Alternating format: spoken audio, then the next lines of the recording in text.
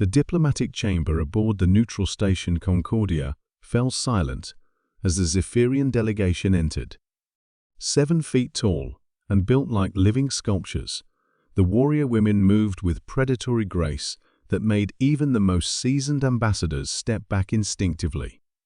Their skin shimmered with an opalescent quality that shifted from deep purple to silver in the artificial light, and their eyes burned like twin stars.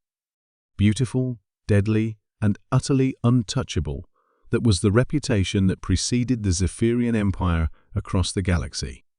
Captain Marcus Chen, of the Terran Diplomatic Corps, watched from his position near the observation window, as representatives from a dozen different species maintained careful distances from the Zephyrian warriors. The Alterians, usually bold in their negotiations, had positioned themselves behind reinforced barriers. The crystalline Vorthan delegates had actually dimmed their natural luminescence to avoid drawing attention. Even the notoriously aggressive Krillian Trade Syndicate kept their mandibles firmly shut. Everyone knew the stories. The Zephyrians were a matriarchal society where combat prowess determined social standing.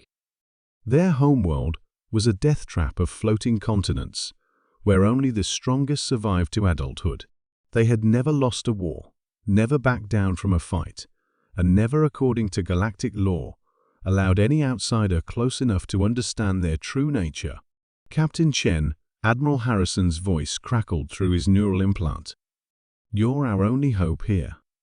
The Zephyrians controlled the Kepler corridor, and we need that trade route. But every attempt at negotiation has ended in, well, bloodshed."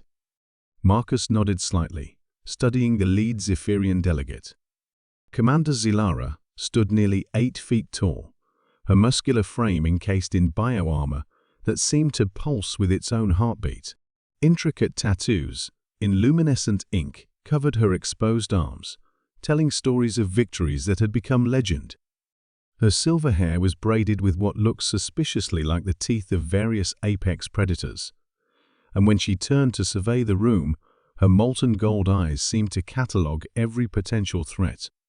The previous 3 diplomatic missions had ended in disaster. The Alterian ambassador had tried to impress her with displays of wealth. She had responded by destroying his ceremonial staff with her bare hands. The Vorthan delegation had attempted to demonstrate their technological superiority. She had challenged their leader to single combat and nearly killed him. The Krillians had simply tried to intimidate her. They were still in the medical bay. Marcus took a deep breath and did what every military strategist would have called suicide. He walked directly toward her. The chamber's atmosphere grew thick with tension as he approached. Zylara's warriors shifted into defensive positions, their hands moving to weapons that could slice through titanium like paper. Other delegates began backing toward the exits, certain they were about to witness another diplomatic catastrophe. Marcus stopped just outside of Zylara's personal space, close enough to be considered either brave or foolish. Up close, he could see the intricate patterns of her bioarmor, the way it seemed to respond to her heartbeat and breathing. Her scent carried hints of ozone and something that reminded him of the high mountains on Earth. "Commander Zilara," he said, his voice steady despite the fact that she could probably snap his neck without breaking stride. "I'm Captain Marcus Chen. I've studied your people's history, and I have to say, I'm impressed by your restraint." The golden eyes narrowed dangerously. "Restraint?" Her voice carried the resonance of controlled thunder.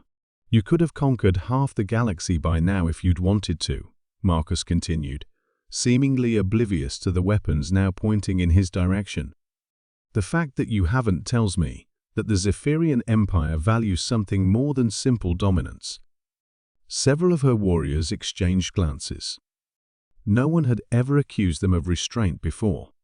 "You've maintained your territorial boundaries for 3 centuries, despite having the military capability to expand freely. You've never attacked civilian populations, even during wartime. And despite what the stories say, you've never actually killed an ambassador, just educated them about the consequences of disrespect." Zalara's expression shifted almost imperceptibly. "You have done your research, human." "I had to, because I realized something that every other species missed." Marcus took another small step forward, now close enough that he could see the flecks of copper in her golden irises. "They all assume that being strong means being alone. But the strongest societies in the galaxy are the ones that know when to open their doors." The silence stretched between them like a taut wire. Around the chamber, various aliens held their breath, waiting for violence that seemed inevitable. Instead, something unexpected happened. The corner of Zalara's mouth twitched upward in what might have been the beginning of a smile. "You are either very brave or very stupid, Captain Chen." "I prefer optimistically realistic," Marcus replied, and was rewarded by what was definitely an amused snort from the towering warrior. "Tell me, optimistically realistic human, what makes you think you can succeed where others have failed?" Marcus gestured to the empty space between them. "Because I'm the only one who bothered to get close enough to see that underneath all that armor and reputation, you're just as curious about us as we are about you. The difference is, I'm not afraid to admit it." For a long moment, Zalara studied him with those burning eyes. Then, to the shock of everyone present, she took a step closer to him, close enough that he had to crane his neck to maintain eye contact. "Perhaps," she said quietly, her voice carrying a warmth that hadn't been there before, "we should discuss this proposal of yours in private, Captain Chen.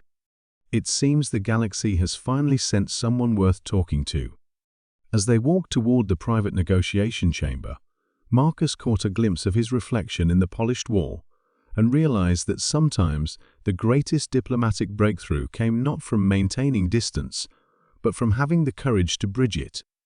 Behind them, the other delegates began to breathe again, unaware that they had just witnessed the beginning of an alliance that would reshape the political landscape of the galaxy, and perhaps something even more significant between two individuals who had dared to see past the walls that species and reputation had built between them.